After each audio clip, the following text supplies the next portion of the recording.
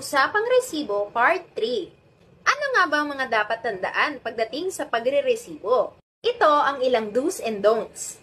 Una, siguraduhin mo na ang i-issue mong sales invoice o receipt ay accredited ng BIR. Ipinagbabawal ng BIR ang paggamit ng resibo na hindi accredited.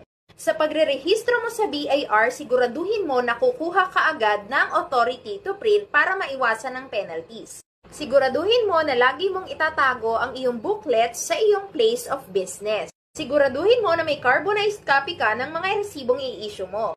Huwag na huwag kang tatanggi sa customer na nanghihingi ng official receipt o sales invoice. Huwag na huwag mong gagamitin ang iyong mga official receipts at sales invoice sa mga fraudulent transactions.